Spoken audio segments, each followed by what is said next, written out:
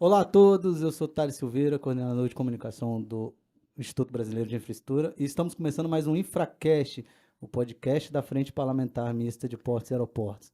E hoje temos um podcast muito especial, primeiro por ser o nosso último deste ano, né, Mário? E segundo porque temos convidados muito importantes aqui. Começa primeiro com o presidente do Conselho Deliberativo do Sindicato Nacional das Empresas de Administração Aeroportuária, Murilo Junqueira. Seja bem-vindo, doutor Murilo. Prazer, meu. Muito obrigado. E um amigo do setor que já fizemos e conselheiro, né, do Instituto Brasileiro de Infraestrutura, o CEO da Rede Voa, comandante Marcel Moures. Seja bem-vindo, comandante. Privilégio estar aqui com vocês e estar com uma pessoa como o Murilo aqui para nos orientar. Obrigado. Que isso. E ao meu lado, como sempre, uma honra nesse ano de Infracast, e diretor-presidente do Instituto Brasileiro de Infraestrutura, Mário Povia. Mário, seu vinho chegou, viu? Hoje nós estamos aqui brindando a vida, né? Brindando 2024 aqui, abrindo uma exceção e recebendo dois queridos amigos aqui, o Murilo e o comandante Marcel, que são parceiros, né? Então vamos construindo juntos aqui no IPI essa pauta aeroportuária, né? Sobretudo na questão das concessões dos aeroportos regionais. E uma honra, Murilo e Marcel, recebê-los aqui hoje para um bate-papo, fechando aqui com chave de ouro 2024. Sem dúvida. Oh, é nossa. E para começar, eu sempre gosto de abrir esse podcast perguntando para os nossos convidados um pouco da sua biografia. Então conta para nós, doutor Murilo, quem é Murilo Junqueira? Olha, eu sou um engenheiro civil, especializado em transportes, e que trabalhei a vida inteira nesse segmento, certo? Sendo que nos últimos 25 anos no setor aéreo. A partir de 2000, aproximadamente, 2000, eu comecei na primeira concessão do Aeroporto Internacional do Brasil, que foi o Aeroporto de Cabo Frio. Não era ainda, não tinha surgido ainda a onda de privatização dos grandes aeroportos nacionais, mas já existia a ideia de se passar para a iniciativa privada a gestão de alguns aeroportos. E nós tivemos o privilégio de ter sido o primeiro, que foi o aeroporto de Cabo Frio, que foi que depois a gente internacionalizou, ampliou, e que isso já faz 24 anos. Né? Quase Depois, a idade do Mário. né? Quase a idade Pois do é, Mário. pois é. Eu sou mais velho, né? Então não tem, fico até com medo de contar essas datas assim, porque não são muito boas. Não, né? Depois disso, a gente participou de outros empreendimentos. Primeiro, Angra, por um curto período. Depois, a construção de um heliporto em um aeródromo civil público no Norte Fluminense, no Porto Açu, e depois a concessão do aeroporto de São José dos Campos. Mas a questão principal, inclusive, pelo que eu entendo, estou convidado aqui, foi que em 2015 a gente criou o Sindicato Nacional das Empresas Administradoras de Aeroportos, né? Que representa o setor como um todo. E é um sindicato nacional. Né? E o Cine, ele foi criado em que ano? 2015. Não, 2015. E hoje quem está lá dentro do cinema, Murilo? Olha, a gente tem... O Cine ele tem uma estrutura em que ele tem a representação dos aeroportos federais, de concessões federais, leia-se ANAC, né? Tem os aeroportos delegados a estados e municípios, os aeroportos públicos, administrados por empresas públicas, e os aeródromos civis públicos. Então, você tem dois representantes, vamos dizer, no Conselho Deliberativo é composto dessa maneira, dois representantes federais, dois dos delegados,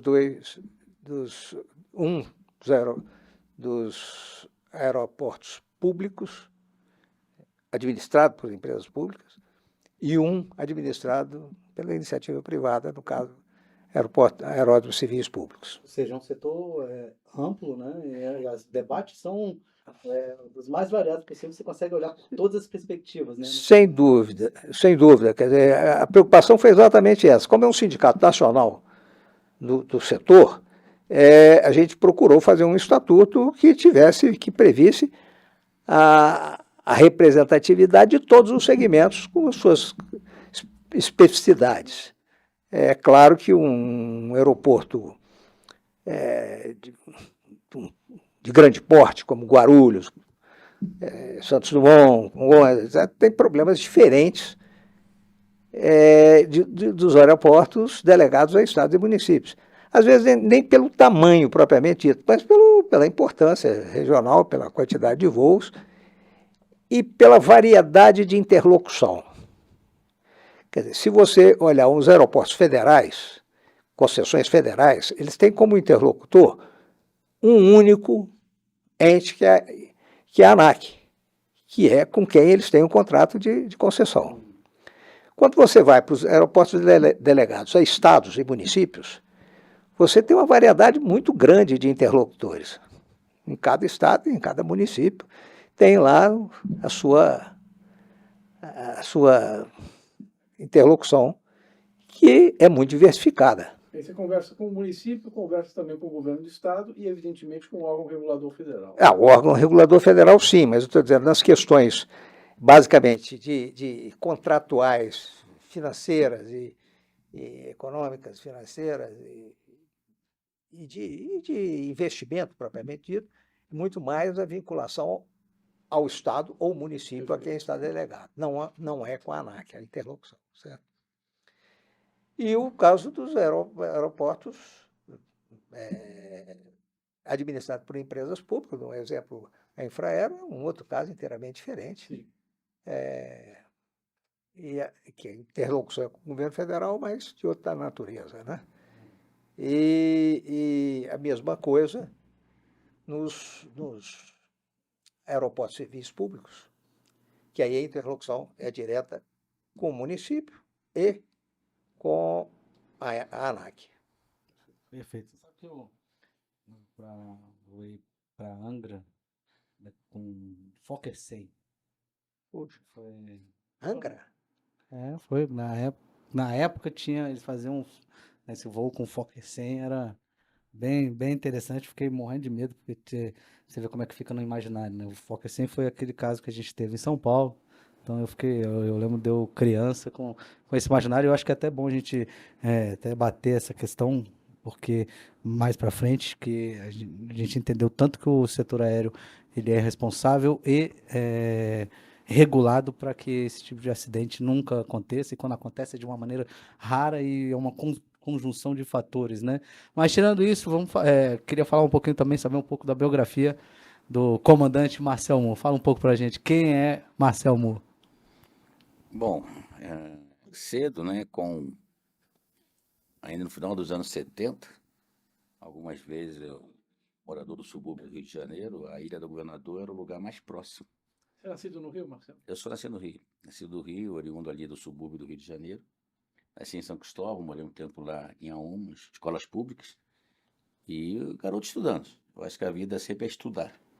E a gente ia ali no Galeão ver ali o Concorde, que vinha, naquela época tinha voos da Air France, né, da British, e vinha aquele avião, né, tinha que ver a data porque não era todo dia que tinha, né? Então quando tinha aquelas...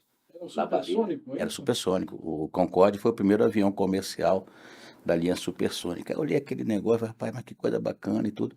É óbvio que não passou pela minha cabeça que algum dia eu estaria entrando e ser piloto, né?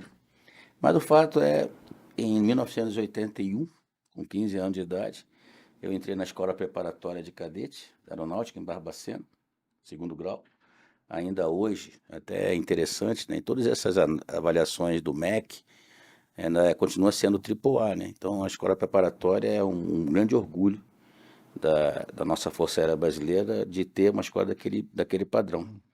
E aí de Barbacena, fiz a academia da Força Aérea, nos anos 80, me formei, piloto militar, fiz o curso básico, fui selecionado para aviação de caça, depois acabei alterando o processo para a aviação de transporte. Cheguei a voar o AT-26, o Chavantes, um bom período lá em Natal, no primeiro ano lá em 88. E aí na Academia da Força Aérea tu aprende tudo, né? Você tem uma formação básica, que na época ainda era engenharia, uma base de engenharia, uma base depois mudou um pouquinho para a base de administração de empresa, depois nos anos 2000 já se tornou bacharelato em ciências aeronáuticas, que é o nosso certificado, nosso diploma, com ênfase em administração de empresas. E aí na aviação, desde cedo apaixonado pelo cheiro do combustível, acho que o cheiro do combustível contamina a gente, né? Tem pessoas que passam mal, a gente gosta, ainda mais a gasolina de aviação, 100, 130, ela tem um cheiro forte. E aí voei muito Bandeirante, em torno de mais 2.000 horas de voo, voei no 2º Esquadrão de Transporte Aéreo em Recife, depois fui pro 3º Esquadrão de Transporte Aéreo na base aérea do Galeão, onde fiquei a maior parte da minha vida operacional. Diversas funções, desde de parte de segurança de voo, passando para a parte logística, a parte operacional. Eu sempre gostei de dar aula, sempre gostei de dar instrução. Fui voluntário para ser instrutor na Academia da Força Aérea, então formei gerações atualmente de oficiais generais. Tem oficiais generais que passaram pela nossa mão lá atrás como instrutor, né? Comandei a Esquadrilha ACA, 3 anos na Academia da Força Aérea, e a convite eu fui parar no 707, no Boeing 707, que na versão militar é o KC-137, que é uma versão de tanque, é multiversões, e depois, mais à frente, foi batizado de forma um pouco pejorativa, depois para a gente ficou carinhoso, que era o Sucatão. Então voei muito o 707. E nesse período do 707, né, final dos anos 90, início até os anos 2000, tem 12 anos de operação na aeronave, e aí conquistamos o mundo, se é assim que pode dizer, né? Então a gente teve mais de 70 aeroportos, uma média de 45, 50 países, dormimos muito dentro do avião. Eu fui desde levar a presidência da República, né? O próprio atual presidente nosso, o doutor Fernando Henrique Cardoso também, mas também fomos levar o tsunami, apoio de tsunami de Bangkok. E isso aí deu muita energia, muito espírito de corpo, muita ideia de todos fazem parte do mesmo grupo. E isso fez ao longo da nossa vida o crescimento. Aí a partir daí curso de carreira, formação para oficial superior, depois pós-graduação em algumas áreas, como gestão de processos, gestão de projetos. E aí fomos promovidos, e na sequência a gente vai assumindo outros cargos, né? Eu tive o privilégio de operar em 2003 no Complexo do Galeão, eu fui chefe de operações aéreas militares do Galeão, e tinha uma interface muito grande com a Infraero, com o Tecla, parte de carga, né? A gente ficou um bom tempo nisso aí. O aeroporto do Galeão é o aeroporto que mais a gente conhece, em termos dos grandes aeroportos, em termos das suas ranhuras, vamos chamar assim, de todos os literalmente, seus buracos, onde que ligam uma coisa a outra. E em 2003, a gente coordenou a Operação Guanabara, para os Jogos Pan-Americanos. E aí depois a gente começou a ser pensado para trabalhar também junto às autoridades. Eu fui assistente do comandante da Aeronáutica. Também depois fui servir na Inglaterra. Durante que época? Nos anos, eu fui assistente do comandante da Aeronáutica em 2007. 2006 para 2007. E aí fui servir na Inglaterra, na comissão de compras, e aí uma outra experiência na área de Incotrames, de transporte, de trade international. Então essa parte do multimodal era uma verdade. Eu sei que o Mário tem muito essa proximidade por conta do Porto de Santos, né? Quem diria que em 2024 nós íamos nos juntar, né? A gente conversar sobre isso. Então eu era o responsável do contrato de agente de carga de toda a Força Aérea, tudo que vocês imaginarem, de armamento, avião, material, que pegava toda a Europa, Ásia, Oceania e África. Então é a gente que fazia essa parte. Então, com vários armazéns separados, né? Tanto em França, na Alemanha e na própria Inglaterra.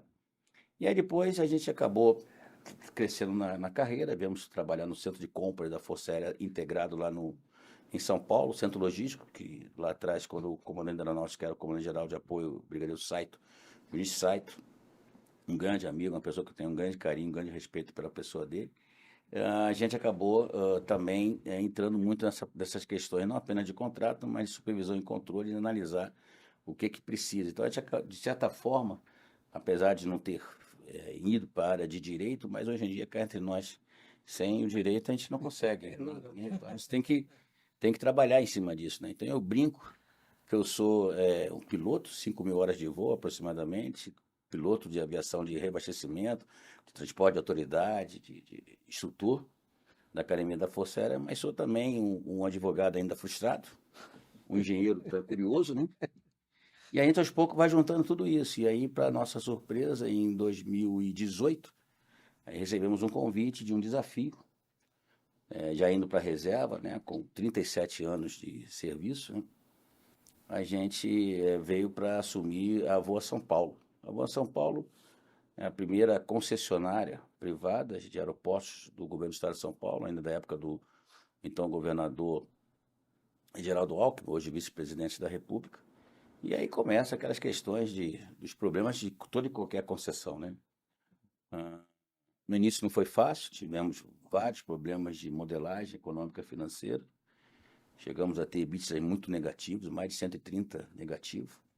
E a gente, graças a Deus, hoje a gente está entre as 20 as empresas, as 20 maiores empresas, as 20 empresas que mais cresceram na América Latina pela Financial Times nos últimos 4 anos, em termos de crescimento relativo ao EBITDA. Estudamos, aí diferente, né? Eu brinco que na Voa São Paulo, literalmente, é cair de paraquedas. Na Voa Sudeste, com 11 aeroportos, esse eu estudei. E esse estudo fez, uma vez até eu lembro o governador Rodrigo Garcia perguntando se a gente apostava. Comandante, só aposta? Né? Eu falei que sim, mas eu tenho a impressão que toda e qualquer concessão, independente de ser PPP ou não, ela é meio que um casamento, né? Você tem que ter o órgão regulatório, você tem que ter o poder concedente, você tem que entender que a sociedade é o seu principal cliente e estar preparado para reclamações. E isso, graças a Deus, a gente foi fazendo esse processo, ganhamos mais 11 aeroportos na Voa Sudeste. Então, sou o diretor-presidente da Voa São Paulo, sou o diretor-presidente da Voa Sudeste e sou o CEO da rede Voa com esses 16 aeroportos. Ao todo são 16 aeroportos? São 16 aeroportos. Hoje nós temos 60% de toda a malha do governo do estado de São Paulo. Temos um caminho grande pela frente. A sede nossa está em Jundiaí. Nós temos desde a Regional Norte com Ribeirão Preto, Franca, São Carlos, Araraquara. São Carlos eu estou com a sede do maior MRO da Latam Mundo, está lá com a gente. Também estamos com a parte oeste do estado, com Bauru, Arialva, Marília. Explica para a gente o que é o MRO. MRO é um centro de manutenção, é uma sigla em inglês de manutenção de aeronaves. Então, MRO é exatamente isso. Então, a Latam onde era o antigo, foi no passado o Museu da TAM, Linhas Aéreas, na época do comandante Rolim. Hoje é um MRO, é um centro de manutenção de toda a aviação da Latam, inclusive os aviões chilenos, tanto que vem lá, é internacional para manutenção. Aí nós temos ali no Bloco Oeste, Marília, onde começou a TAM, é um aeroporto nosso também, Bauru, Arialva, São Manuel e Avaré-Andu. São Manuel, por exemplo, é interessante, que é o primeiro aeroporto que praticamente é uma fazenda. É na região de Botucatu ali? Naquela região ali. E aí o que aconteceu foi que a gente foi avaliando que para cada aeroporto, acho que o Murilo vai concordar com a gente, tem a sua vocação. E às vezes o grande segredo é você descobrir qual é a vocação daquele contexto. E a vocação de São Manuel foi, o lado era fazendeiro de café, até ali é boa para café, separamos 300 mil metros quadrados, e hoje nós somos o primeiro aeroporto do agrobusiness com plantação de café dentro do aeroporto, que paga para a gente e cuida da manutenção. Arrendou uma parte do aeroporto. Uma parte do aeroporto, com apoio da ANAC. Temos Sorocaba estamos internacionalizando. Deve estar tomando um cafezinho gostoso ali, né? Sorocaba deve ficar internacional até o final deste ano, também para fazer manutenção da Embraer. Aí sim, o MRO da Embraer está lá em Sorocaba. Nós aí temos lá no parte mais ao sul do estado o Registro, Itaém. Temos ainda da Voa São Paulo, onde está a nossa sede, Jundiaí. Jundiaí hoje, nos últimos 2 meses, nós fomos o segundo aeroporto de maior movimento de asa fixa do Brasil. E se considerar voo de instrução... Quando você fala asa fixa, é para separar de helicóptero? De helicóptero, de aviões maior, asa fixa. Tá? A aeronave padrão, a gente Jundiaí, De aviação geral, De né? aviação geral. De aviação geral, nós fomos o número 2. E dentro dessa linha, né, nós temos hoje Jundiaí é a nossa sede, onde opera instrumento, onde tem a nossa torre de controle principal, onde eu cuido das nossas EPTAs, dentro do conceito de governança corporativa. Criamos, a partir do ano passado, ficamos 4 anos estudando isso, o Centro de Controle Operacional da empresa.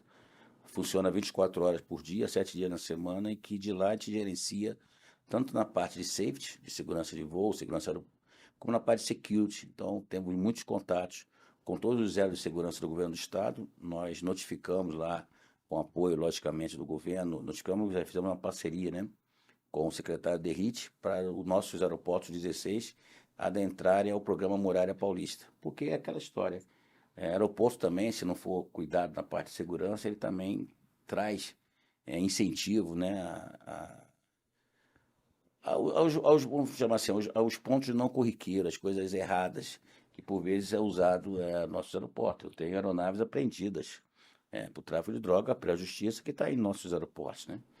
E aí lá nós temos também Bragança Paulista, que é uma área de instrução, e Ubatuba, que hoje é o primeiro aeroporto que vai ter uma roda gigante dentro do sítio aeroportuário. Então, a parte turística é muito importante. Ou seja, eu olho para os nossos aeroportos, a gente brinca com isso, que talvez seja um grande segredo. O termo em inglês é catchment areas, ou seja, áreas de atração. O fato de voar, pousar, decolar, é apenas um pedaço desse processo. Tem noivas que vão tirar foto no aeroporto para book de casamento. Tem aeroportos que a gente cedeu para fazer corrida de automóvel. Eu ouvi uma história que o pessoal ia tomar café no aeroporto no passado, lá para pegar um lugar de café expresso. Sim. Eu não era nascido ainda.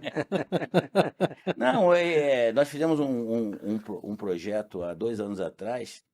Logicamente já não é um pouco da minha geração, mas é Spot Day. Fizemos um Spot Day para fotografia.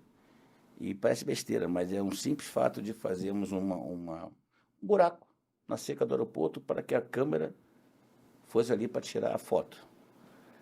Ô, Mário, veio gente, 4 da manhã, do Rio de Janeiro, de ônibus. É uma paixão.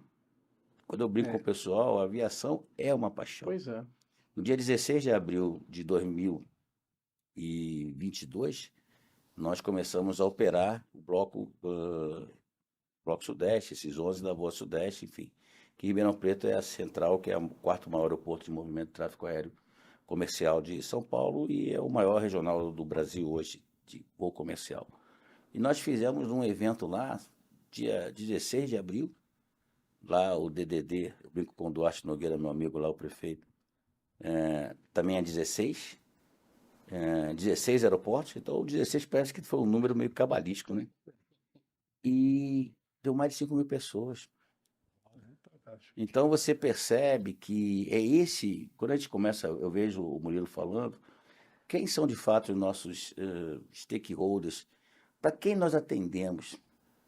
Nós temos de contratos na rede Voa hoje, mais de 340 contratos de hangares, passando por companhias aéreas, combustível, mas também temos os aviões. Mas quem são os nossos stakeholders? Por vezes, o stakeholder, às vezes, é o menino, ou a menina, que simplesmente quer chegar perto do aeroporto. E nós temos que ser capazes de ouvir esse processo. E dentro dessa linha, nós temos, graças a Deus, feito muitos projetos sociais também de apoio a esses aeroportos. Então, lá em Jundiaí, nós apoiamos a principal comunidade carente lá da cidade, com apoio mensal, 100 jovens e 50 idosos. Em Ribeirão Preto, apoiamos um projeto de natação da comunidade ali em volta do nosso aeroporto. Que o jovem não ia ter condição de fazer e nós fazemos isso. Lá em Araraquara, que é o aeroporto nosso, a gente apoia, patrocina o futebol feminino, que o Brasil... Ferroviária. Ferroviária. Um belo time de feminino, não? Mas eu apoio o futebol e hoje mais. Nem o principal. Eu apoio a base. Porque na minha visão, o grande segredo está na transformação. Sim. E o jovem precisa de estudo, precisa de esporte, precisa de ter alguma coisa para ver. Sim. E o aeroporto, eu acho que entra nisso. E a gente fica muito feliz. Então, nós estamos hoje há 6 anos à frente dessa rede. Para nós é uma honra estar aqui com vocês, conhecer um pouco mais do IBI, conhecer o Murilo com o Cineia, e aí está aqui Muito feliz, feliz mesmo. Estavam terminando esse ano, não apenas na boa companhia, tomando vinho com vocês, mas conversando de aviação. E como você brincou comigo, é papo de boteco. Exatamente. Eu acho que você falou uma coisa extremamente relevante, que é identificar você retirando os aeroportos centrais, em que, vamos dizer, tem sua vocação muito vinculada à sua centralidade onde está. Os hubs, Guarulhos, Galeão, Confins, Congonhas.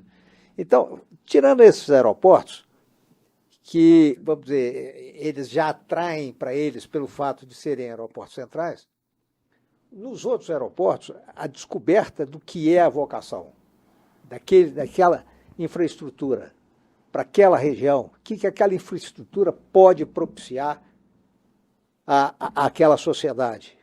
E identificar nisso a forma de sobrevivência da infraestrutura, certo? De manutenção, de evolução dessa infraestrutura. Isso eu acho que receitas acessórias, né, de você... Exatamente. Além do core business, né, alguma coisa ali que converse bem, se encontrar ali um mercado potencial, né? Exato. E identificar mesmo. Quer dizer, tem locais que são regiões. De negócio. Tanto que a gente está muito próximo ao aeroporto, porque as pessoas às vezes esquecem isso. Mas, por exemplo, nós somos uma concessão estadual, aeroporto concedido pelo governo federal para o estado e por outorga delegado para nós, certo? Mas nós estamos nos municípios. Então não tem jeito, a gente não consegue se libertar ou esquecer que o mais importante é o município, é o grupo que está ali em volta. E a gente faz uns projetos e nós temos que estar sintonizados. A gente fez questão de todos os nossos planos diretores estarem alinhados com o plano diretor da cidade. Para que você possa crescer, sim, mas crescer de forma integrada com o que a cidade pensa. Né? E identificar, Mário, não só os grupos de negócios possíveis daquele aeroporto, mas a sua vocação maior para a sociedade local. Quer dizer, se é uma área de turismo, se é uma área de apoio industrial, se é uma área muito distante que precisa do... A inserção também da infraestrutura dentro da sociedade. Dentro da sociedade. Quer dizer, como é que você... Às vezes, uma cidade muito distante que precisa daquilo para poder ter acesso rápido aos centros, seja de poder político, seja de comercial. Né? Conectividade. Conectividade. Agora, você falou contrato aí de 20 anos, né? Quer dizer... são contratos de longo prazo, né? Pois é, isso é uma preocupação que a gente tem no sindicato, não de curtíssimo prazo, porque isso certamente... Mas da gente evoluir nessa questão, que esses contratos, normalmente, eles precisam de um prazo um prazo longo, para poder maturar investimento, etc. Muito bem. Desenvolver essas potencialidades locais. Então, você precisa de contratos de 20, 30 anos, senão você não viabiliza o setor. Por outro lado, ao longo de 20, 30 anos, num período em que as mudanças têm sido muito rápidas, sejam variações abruptas de demanda, seja de tipo de uso mesmo. A cultura mesmo está mudando, né? Não. De novas tecnologias. Então, você tem que ter uma preocupação, eu acho que a gente tem que ter uma preocupação, de criar mecanismos que permitam você ter alguma flexibilidade nesses contratos tão longos. Porque, certamente, você não vai conseguir prever, com 30 anos de antecedência, tudo que vai acontecer ao longo desses 30 anos. Não há bola de cristal tão aferida. Não tem. Então, eu acho que é extremamente importante que a gente tenha essa preocupação. E hoje os contratos de concessão, eles, assim, por si só, né, eles são muito amarrados. Então, eu falo isso porque, por exemplo, no setor de infraestrutura, às vezes eles preveem até a tecnologia que você tem que usar. E, poxa, olha, uma tecnologia... às vezes você tem níveis de serviço. Você leva para dentro do contrato níveis de serviço que seriam, vamos dizer, bons níveis de serviço, que ao longo do tempo eles vão evoluir, né? Evolui. Eles têm que ficar num apêndice. E a regulação, a tecnologia do transporte, a tecnologia, as aeronaves mudam de porte, Exato. mudam essa relação econômica de uso dessas aeronaves muda. Então, você tem uma necessidade de adequação. As regulamentações da ANAC estão permanentemente sendo renovadas, sendo atualizadas, o que é absolutamente normal e desejável.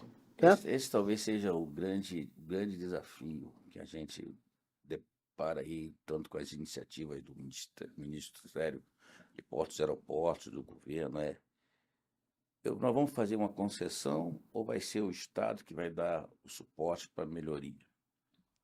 Você começa, imagina, a modelagem dos primeiros aeroportos começou em 2011, Guarulhos, Galeão, Viracopos.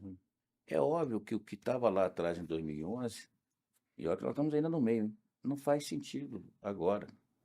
Porém, e essas modelagens, Thales, que é onde tudo começa. É uma boa modelagem econômica e financeira das partes envolvidas. Agora mesmo, recentemente, por aquele Santa Catarina Day, que nós tivemos aqui no IBI, nós estudamos alguns aeroportos lá em Santa Catarina, especialmente o Jaguaruna, e você percebe a preocupação do governo. Lógico, eu estou hoje em São Paulo, que a participação, a Artesp é quase como se fosse um irmão siamês. Nós temos que estar com eles o tempo todo. De um outro lado, eu tenho a ANAC na parte operacional, na parte da regulamentação mais específica. E a gente, lógico, o São Paulo está na nossa veia, né? Então nós fazemos parte de São Paulo. São Paulo hoje, para você ter uma ideia, 49% de todo o tráfego que tem no Brasil está em São Paulo. Então é um volume, mas a gente vê, como aconteceu especificamente naquele Santa Catarina Day, que você vê que o Santa Catarina é bem preocupado com os detalhes. Então eu acho que o grande segredo, eu defendo as concessões, uma vez, como eu falei lá do Rodrigo Garcia, a gente conversou sobre isso, mas eu defendo. Mas a gente percebe que essa modelagem é uma modelagem que, no fundo, não se trata nem de fazer a conta fechar, mas a conta ela precisa fechar. E não adianta de também pensar o melhor dos mundos, né? Eu quero o sonho. Não, a gente tem que fazer o que está previsto nos contratos e ter mudança. A Voa, por exemplo, nós tínhamos um problema sério no início da operação, que eram as EPTAs. EPTA é a Empresa Prestadora de Telecomunicações Aeronáuticas, as rádios. Isso estava dentro do nós. E isso estava gerando um grande desafio, um grande arrasto. Nós estamos partindo, nós estamos em fase final de homologação, com apoio do Departamento de Controle de Espaço Aéreo, no primeiro bloco de operação remota de informações meteorológicas e informações de tráfego do Brasil. Então nós pegamos Campinas, Amarais, juntamos com Franca, Bragança Paulista com Araraquara, e a ideia é trazer para Marília, São Carlos Marília, São Carlos e Bauru, Arialva, que seria o nosso prazo, para tentar fazer 1 para 3. Quando eu diminuo a quantidade de operadores, eu acho que o Murilo vai concordar com a gente, você está sempre preocupado com o aumento desse custo, porque em algum momento você tem que pagar o investimento, que é o ponto mais importante, você tem que fazer esse investimento. E nós fizemos esse apoio remoto, então nós estamos trabalhando com esse viés de tecnologia. Falar de aeroportos e não falar de inovação não faz sentido. Não, eu acho que esse processo de concessão que teve no Brasil, de forte aumento da participação privada na gestão dos aeroportos, teve benefícios visíveis, incríveis. O nível de investimento aumentou violentamente, teve um investimento em todos os sentidos, um investimento físico, de melhoria da infraestrutura, de adequação de infraestruturas que estavam com problema, de introdução de novas tecnologias, de eficiência operacional. Quer dizer, eu acho que o Programa Brasileiro de Concessões na área de infraestrutura aeroportuária é fantástico, é um sucesso. Agora, quando eu estava dizendo aquela questão da adequação, flexibilização de contratos, criar um mecanismo, na sequência do processo de aperfeiçoamento de alguma coisa que deu certo. Tornar mais leve. Às vezes os processos são muito intensos, né? Uma guarida é essa tese, né, de que o entendimento da própria Corte de Contas Federal, né, de que esses contratos de longo prazo eles não podem ficar muito herméticos, né, aquele princípio do direito, né, que vincula o Sim. contrato com o edital, né, tem que haver uma compreensão, né. Ajustes do percurso Exato. deveriam ser mais normais, mais natural. E por vezes, imagina, nós também temos que entender o ordenamento jurídico que vivemos no Brasil, Claro. que está sempre em constante evolução. E lembre-se, quem está fiscalizando são gestores públicos, que o seu CPF é o que está no processo. E eles precisam sentir-se à vontade também em todo esse trâmite. E eu vejo com muito bons olhos, Mário, que posicionamento de uma Corte Superior de Controle, como é o TCU, o entendimento recente que o próprio Superior Tribunal Federal, o Supremo Tribunal Federal, tem dado em discussões, como a própria questão de incidência ou não de IPTU em áreas de concessão, isso é um grande avanço. A gente tem visto que tanto a AGU como a CGU, nós estamos trabalhando, a gente percebe que as mudanças vêm ocorrendo. Só que o que o Murilo coloca, e é uma coisa muito importante, é que essas mudanças, ela tem que, a sociedade tem que entender ela ser natural. Ou seja, você precisa estar o tempo todo rediscutindo. Não se trata de falar de reequilíbrio econômico-financeiro. O econômico financeiro é um pedaço, mas você tem que tornar o contrato de forma, lógico, dentro dos seus vértices, você é advogado, conhece bem o que eu estou falando, dos pontos principais, dos princípios do contrato, mas tem que, como todo na vida, e o direito é assim também, a evolução do processo, né, Murilo? Então, acho que isso é importante. Na área tarifária, quer dizer, já existe, de modo geral, uma previsão de se fazer uma correção e ter uma revisão quinquenal. Quer dizer, então, talvez, sei lá, uma revisão decenal para ajustar as diretrizes gerais, como diz o Márcio, as mudanças ocorridas nesse período. Até porque uma concessão é gestor privado da coisa pública. Você é um longa-mano. Do Estado. No final da concessão, que é a fase que eu estou agora na transição da Voa Sudeste, está sendo aprovado aí o Plano Geral de Investimento, tem a figura da transferência dos ativos, das licenças operacionais, com questões ambientais. Você, ao final, o ativo, né, ele é reversível. Ou seja, nós não somos donos de nada. Tudo pertence à sociedade. Então, esse processo de reverter, é bem lógico que você deve trazer melhorias. E essas melhorias que, com certeza, a iniciativa privada coloca, ela coloca e a gente precisa dessa internalização com apoio aí de todos os stakeholders do processo. O próprio Ministério Público tem sua parcela importante, tem as ouvidorias dos aeroportos, o tempo todo. Tem esse processo que Os passageiros hoje estão mais calmos. Mais satisfeitos com o nível de serviço. Você deve ter algum mecanismo de mediação. Tem. Existe um programa da ANAC, que é o Programa de Qualidade de Serviço. E esse programa, ele é um indicador, ele é um KPI. E você precisa atender as qualidades de serviço. Você deve ter visto recentemente, né? Eu tenho certeza que um aeroporto gigante, como o de Guarulhos, o maior aeroporto internacional da América Latina, mas recentemente a ANAC pontuou certas questões no aeroporto. E isso vem fruto desse PQS, Programa de Qualidade de Serviço. Eu tive que readequar o aeroporto de Ribeirão Preto, e ainda tem muita coisa a fazer. Nós estamos na fase agora de transformar o embarque, ampliar o embarque para um boulevard integrado com a sociedade, mas a verdade é uma coisa simples. Ribeirão Preto é um calor absurdo. Se o ar-condicionado não está atendendo, temos problema. Às vezes chega uma senhora, enfim, o banheiro tem que ter fraldário. Quer ver uma coisa simples? Quem de nós já não pode o desprazer ou o prazer, depende de qual aeroporto, chegar a querer conectar uma tomada do celular e não ter. Vocês vão lembrar que no passado o Wi-Fi nos aeroportos era limitado, tinha que se cadastrar, cartão. Hoje eu coloquei na rede Voa que o Wi-Fi é free e para todo mundo. Lógico, eu separo o Wi-Fi da população, do passageiro, do usuário, do Wi-Fi da empresa. Que aí tem que ter outros tipos de proteção, de VPN. Mas você não ter um Wi-Fi, não ter, como você usou a expressão, a conectividade. Fala-se muito em Smart City.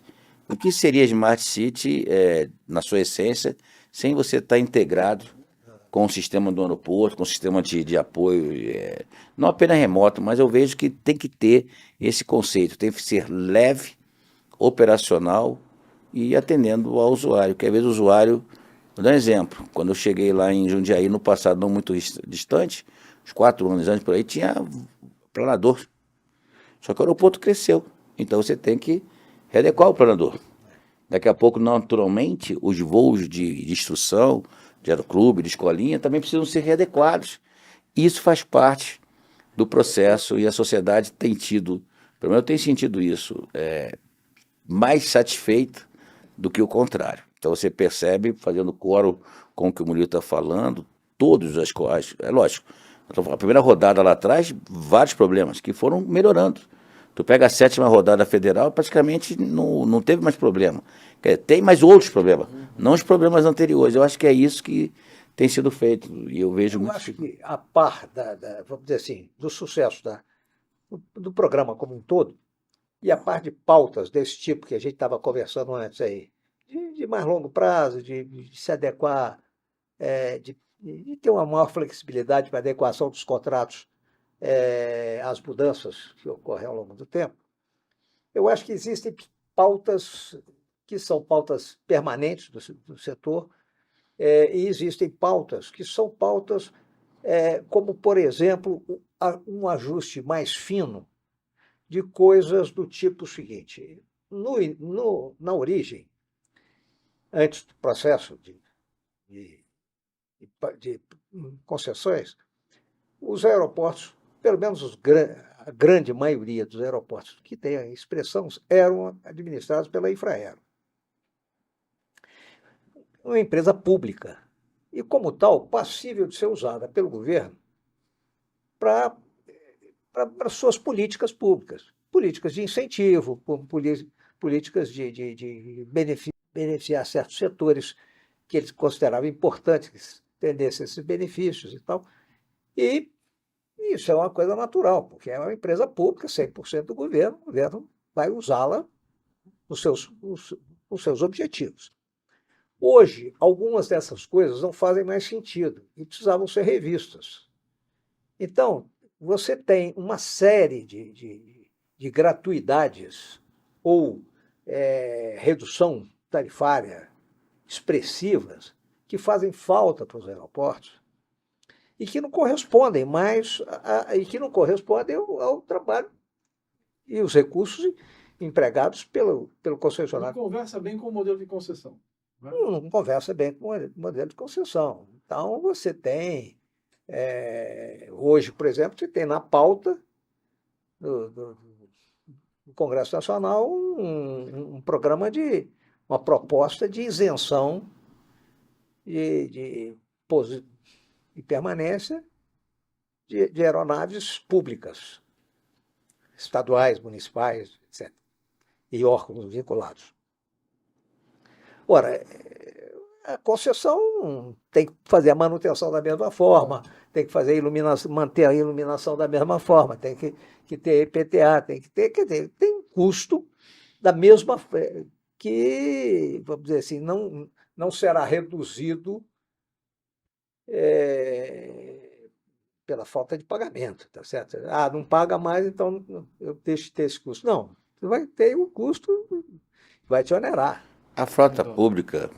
Não, esse tipo de coisa, especialmente na carga, tem uma série de programas de incentivo, tipo Recov, tipo feiras artísticas, show de música, uma coisa desse tipo, que tem uma isenção. A empresa aérea não dá isenção, a empresa de transporte rodoviário não dá isenção. por que o aeroporto tem que dar?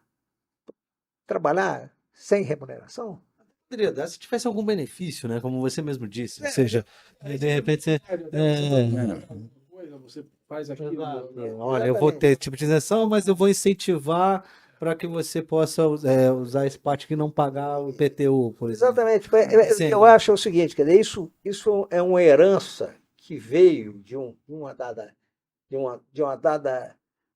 composição, vamos dizer assim, do setor. O setor era público, com administração pública. Hoje ele não é mais.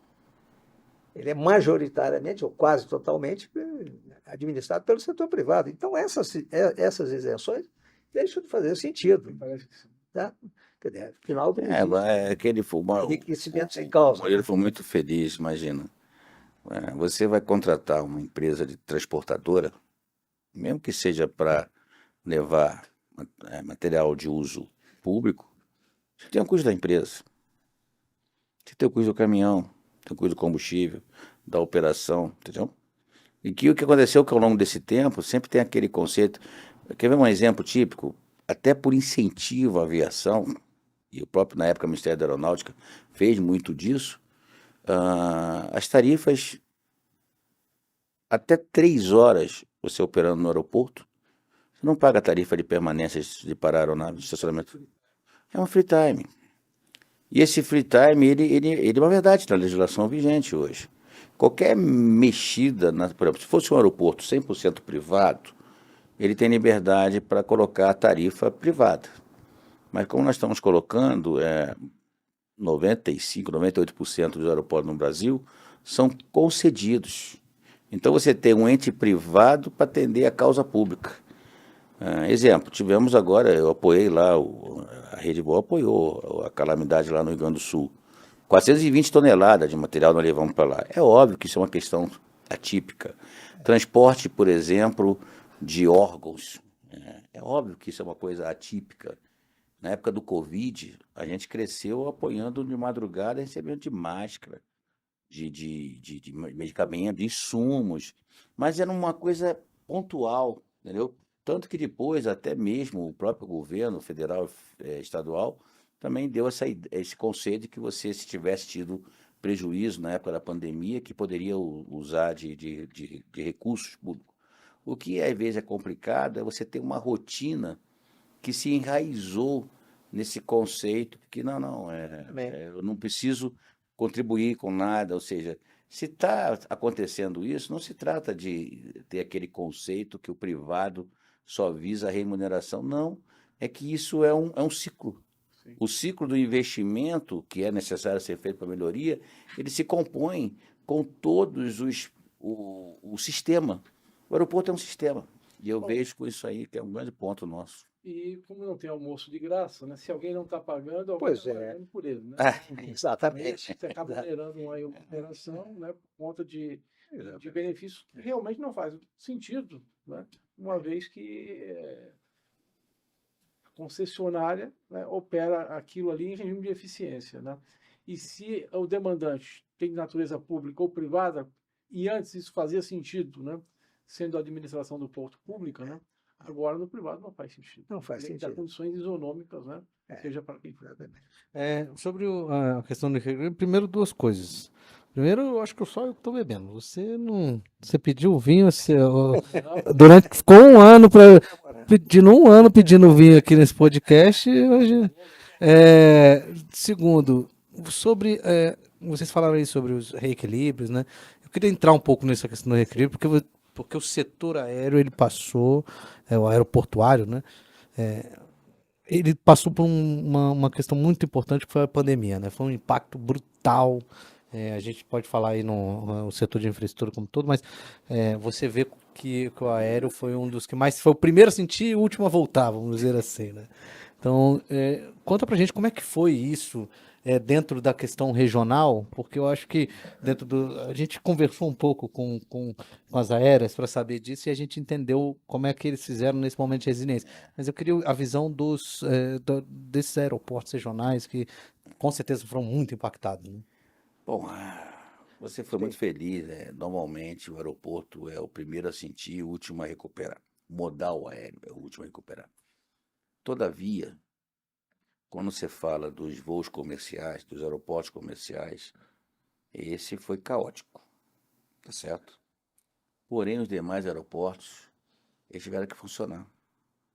Porque como é que chegaria os insumos? Como é que eu receberia, por exemplo, o enfermo que precisava ser transportado de um lugar para o outro? Grosseiramente falando, os entregadores, né, que eu respeito a categoria muito, que cresceu muito, mas os iFood da vida, os entregadores de pizza, não pararam porque estava com a pandemia. Até cresceram. Os aeroportos regionais, e eu fiz isso muito, seguindo todos os protocolos fitossanitários, federais, estaduais, municipais, mantendo isolamento, trazendo ozonização, fazendo de tudo um pouco, o próprio home office, separando o pessoal, mas o fato é, os aeroportos regionais, ele, na sua essência, não pararam. Mas um dia aí eu tinha voo chegando meia-noite, 1 da manhã, 2 da manhã, 3 da manhã, 4 da manhã. O que parou foi voo de instrução, porque aí não faz sentido você ter voo de instrução uma pessoa ao lado do outro, né, aviões menores. E a parte de manutenção, porque diferente de carro, o avião vence muitos por isocronais, que é por tempo. Tem que fazer a inspeção independente de estar voando ou não. O carro nosso, se está o odômetro, chegou lá 10, 20, 30, 40, 50 mil, tu faz a inspeção pela quilometragem. Ou seja, o pessoal teve que fazer, antecipar as manutenções, a grande parte das inspeções foi tudo na época de janeiro, fevereiro, mas o grande segredo não se parou. E aí eu falo para você de alguém que participou diretamente com a Voa São Paulo na pandemia. A Voa São Paulo cresceu. Eu vejo o seguinte, quer dizer, alguns Sensacional. segmentos, como por exemplo, segmento turismo, todo aeroporto que dependia, o que tinha como função atendimento do turismo, por exemplo, sofreu demais, né? Aeroportos, como o caso de aviação geral, nem tanto, porque as pessoas precisavam voar e, ao contrário, estava faltando voo comercial. Aeroportos com grande atividade de transporte de carga também não sofreram, de modo geral, tiveram um aumento de demanda. Seja porque deu uma certa desestruturada no setor de logística, de modo geral, no mundo, né? Na carga internacional e na carga nacional, Inclusive, de alguma forma. Da navegação, que também foi Pois é, deu uma desestruturada no sistema de suprimento no mundo, deu uma desarrumada. Agora, uma notícia boa dessa daí. Eu tinha estudos do Mackenzie, lá da universidade, tinha estudo da parte de combustível, e até quando nós fomos bidar, né, participar do leilão desses outros 22 aeroportos regionais, quando o Estado de São Paulo, na época do governador João Dória, extinguiu o DAESP, o Departamento Aeroviário, que era uma autarquia até mais antiga em termos de operação do que a própria Infraero. Aeroportos federais foram do DAESP, depois foram para a Infraero, depois voltaram para o DAESP. Mas o fato é, quando nós fomos estudar esse processo todo, tinha um primeiro cenário que os voos comerciais voltariam em 25. Depois tinha cenário 24, combustível. Fato, os voos voltaram na sequência muito mais rápido do que nós imaginávamos. E isso deu uma sobrevida ao setor. Porém, o setor aéreo, isso várias companhias aéreas também, com certeza, qualquer oscilação impacta direto. Subiu os juros, impacta. Porque boa parte dos aviões são leasing e são pagos aluguel. Isso mexeu nas questões que nós estamos vivendo no Brasil hoje, de custo, tarifa, taxa Selic, influencia diretamente, até mesmo em boa parte dos recursos que vêm oriundo de bancos de desenvolvimento, de bancos de BNDES, que alavancam o processo, você tem um impacto direto nessa questão. Então, é um mercado que ele é muito sensível a tudo isso. E mais na pandemia, por exemplo, como não tinha voo comercial, muitos empresários que tinham as suas aeronaves guardadas, vamos chamar assim, hangaradas, passaram a voar, porque não tinha outra opção, porque na verdade tinha que se deslocar. Então, nós percebemos que isso aí foi uma coisa visível. Interessante. Faltam meia hora pro comandante ter que estar no aeroporto. Pois é. Pra você ver como é que passa rápido, né? Foram quase uma hora de conversa. E a gente não falou de QAV, a gente não falou do Não novo. fala de aviação, de aviação regional, que é não um tema falamos permanente. não falamos do CBA, não falamos das melhorias que a ANAC, voos simples, perspectiva. Então, Vamos ter que sentar de novo. vamos ter que abrir um novo vinho. Pois é. Chamar aí vocês pra gente ter essa conversa. Você vê, né? Quando uma conversa é boa, ela passa voando e a gente vai conversando sobre tudo Literalmente um pouco. voando, né? É verdade. É, doutor Murilo, eu vou deixar você para as suas considerações finais e já convidando para a gente fazer um próximo podcast. Não, eu acho que, quer dizer, considerações finais aí, a principal é o seguinte, eu acho que o IBI está fazendo um papel muito importante aí junto à Frente Parlamentar de Portos e Aeroportos, sob a liderança na frente do deputado Paulo Alexandre e aqui o IBI do nosso amigo Mário Povia, né? E eu acho que a gente tem começado a construir uma pauta que eu acho que é uma pauta importante da gente construir junto, que é uma pauta de médio e longo prazo e uma pauta de mais curto prazo de coisas que a gente considera que são tão óbvias que seriam mais fáceis de serem resolvidas a curto prazo. E outras que não, que são uma visão mesmo de longo prazo. E algumas que são de revisão permanente, né? Quer dizer, que você vai precisar de permanentemente estar atualizando, porque o mundo muda todo dia, né? Então, não tem como a gente também não se adequar a essas mudanças permanentemente, né? Mas eu deixo aqui meus agradecimentos e meus elogios aí à Frente Parlamentar e ao IBI. Obrigado, Murilo. Conte tanto com o IBI e com a Frente Parlamentar na busca de melhorias para o setor. Traga suas demandas, que isso aí é importante que a gente tenha elas. E quanto mais participação de vocês, mais o Instituto e a Frente conseguem atuar de uma maneira que melhore na busca de acabar com os gargalos, né, diminuí-los ou até melhorar o setor como um todo. Comandante, meu amigo, queria primeiro dizer assim, que nesse ano foi durante o Instituto, já nas primeiras mesas redondas, o senhor já esteve com a gente e a gente pôde ter esse contato direto. Então, sei que fiz um amigo no setor, né? E tenho muita admiração ao seu trabalho. Muito obrigado e também conte com o IB, conte com a frente para a gente fazer melhorias para o setor aéreo. Deixa o espaço aí para suas considerações finais. É uma pena que realmente o tempo que se tem, né? Tinha um grande. Fui muito fã da época lá do nosso ex-saudoso Silvio Santos. Mas tinha um programa que botava aquele fonezinho no ouvido, você quer trocar, tem que embarcar agora, correndo para São Paulo, ficar aqui numa roda de amigos. Porra, não! A luzinha vermelha acende, você tem que sair correndo. Mas eu queria dizer para vocês é o seguinte, não conhecia, então eu sinto-me culpado de não conhecer o que era o IBI. Tive o privilégio de trabalhar em Brasília na época, na vice-presidência, nos ministérios, tanto da Aeronáutica como da Defesa, mas a gente não tinha esse entendimento.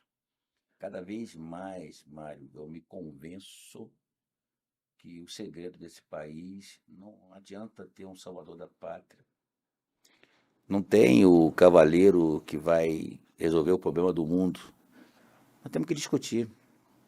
E o local de discussão, a casa da discussão, é o Congresso.